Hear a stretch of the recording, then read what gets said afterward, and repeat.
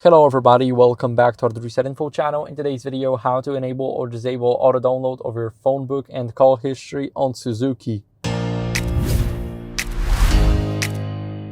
So here I am on the Suzuki Eviterra. Now what are we going to do is we're going to go to settings.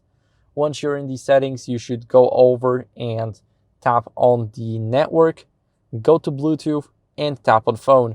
Right here you have auto download of Phonebook and call history. So here you can easily just enable it and it will automatically download your call history, your phone book, but you can disable it and it won't do that automatically. So you'll have to click on download call history at the top, and that's how you guys can do it. So thank you for watching. If you enjoyed this video, then make sure to leave a like, subscription, and a comment, and I'll see you in the next one.